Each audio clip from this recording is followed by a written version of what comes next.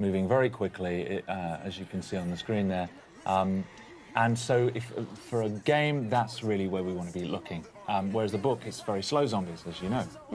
So we've chosen to stick more to the movie universe, but what we loved so much about the book is the way it tells the story. You get a picture of this entire war, this period in history, through the eyes of many different people all around it. So we've gone for a similar thing with the game. I love that.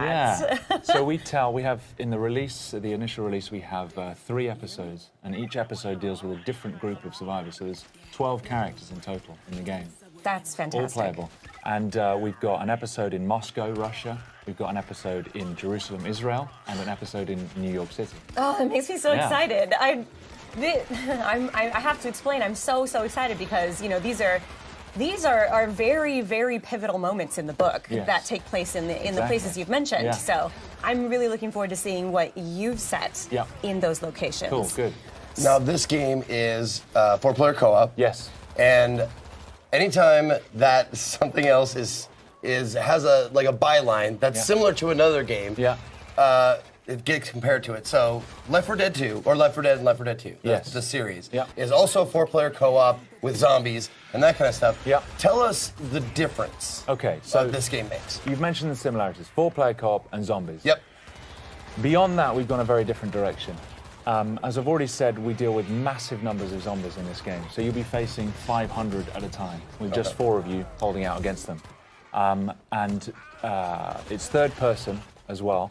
And it's more of there are strategic elements to it which are completely new to the zombie genre. So when you're facing these zombies, you're going to have the opportunity to build up defenses from scavenged defense kits that you find lying around. And you've got limited resources, so you can't just build whatever you want. Okay. So you've got to think on your feet, grab what you have, and then place it around the environment as best you can. And then grab heavy weapons and just face massive numbers as they come pouring in. Some environments are closed, and so you want to use them in a certain way. Other environments, there's a scene in Moscow, a huge frozen river right outside the Kremlin, completely undefendable, and you've got to do what you can to hold your ground. So what kinds of weapons? No pills in our game. No pills? Yeah. How about puke? Yeah, no comment. There might be some puke. What kinds of weapons can we expect to be using in this game? We have really gone for it with the weapons. There's a huge number. You've got 3 classes of weapons. You've got your primary, your secondary, and your heavy. Primary weapons, we've got something for everybody. We've got assault rifles, we've got shotguns, we've got sawn-off shotguns, we've got crossbows with exploding tips, no less. And we've got SMGs, a variety of different of those weapons. Secondaries, we've got silenced pistols, sawn-off double-barrel shotguns, and then heavy, we've got rapid-fire combat shotguns, RPGs, heavy machine guns. We've gone for as much as we possibly can. You actually, like, with your cadence, your speech pattern, and your accent, you sound like you could be like a nefarious weapons dealer. Like you opened the trunk and you were just listing off all the stuff you have for sale and stuff. Yeah. Nice work. Have you seen that scene in Taxi Driver where he goes to buy a gun? He's like, "It's a very nice gun. I got this gun. I got this." That's me now. Nice. All right. I'll be Travis Bickle. Okay.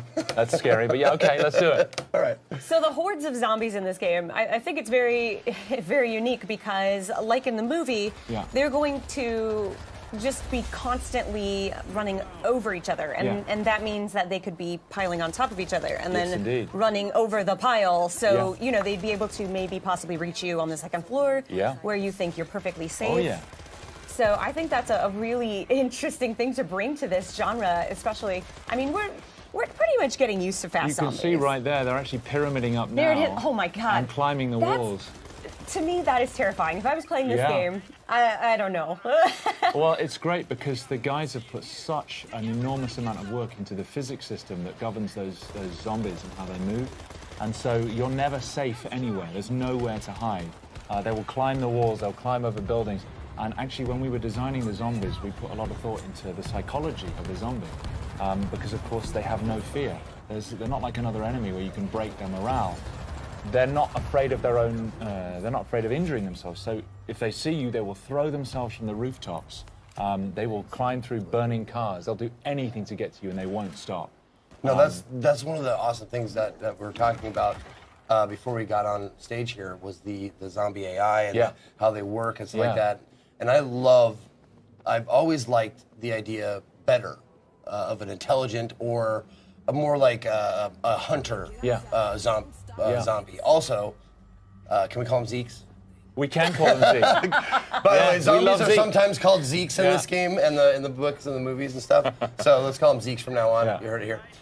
Anyway, no, I love that the idea of hunting. Like they're trying to eat you for food or trying to procreate, which are like the two basis instincts of any living thing. There's no zombie procreation in our game, I'm afraid to say. Oh, really? Yeah, I'm afraid there's. Oh, that's what I meant. I didn't mean like making love.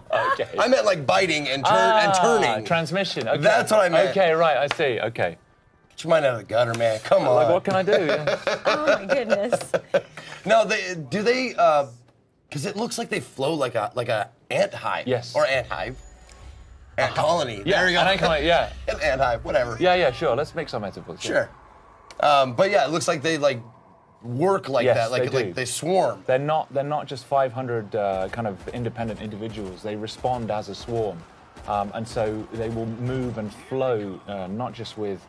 I mean, when they see you, they'll move towards you the best way they can. But if there's a wall in the way, they'll pyramid up and try and get over the top of each other and over the edge. But also, a lot of them, if you shoot them and they collapse in front of you, the ones behind will just trample over the top of them. Just to get to you. Exactly, just to get to you. And I can tell you, when you're standing there and the only thing you've got is you've run out of primary ammo and you've just got your silenced pistol and you've got 300 zombies coming towards you, it's pretty damn scary. Yeah. Well, that's going to be me, obviously, because I've never been very accurate. I've always been a spray and pray kind of guy. Yeah. But thankfully, you said there's a myriad of weapon choices, so yes. I can be the heavy guy. Yes, you can. Not just the heavy guy, but there's we've got character development, so you've got progression. I mean, as you build up experience, you can develop your character. You specialize in a class. You have a skill tree. You've got weapon progression as well, so you're customizing your weapons and building up on that. So there's just so much room for growth in the game. Can you tell us more about the characters? Are these player created or are these specific characters that you've written? Yeah, so we've written these characters. We've put a lot of thought into their backstories. What I like so much about the book is there's a lot of normal people who survived in the war because of characteristics they already had. We've gone down the same route. So in the New York episode that we're demoing, you've got Arnetta Larkin, who she's a woman. She's doing cable rigging for a power company. And she's just trying to get home to her kids to see if they're still alive. We've got Tashawn Collins, who is a firefighter, was a firefighter. We've got Bunker. This will be the plague with which the Lord shall strike all men.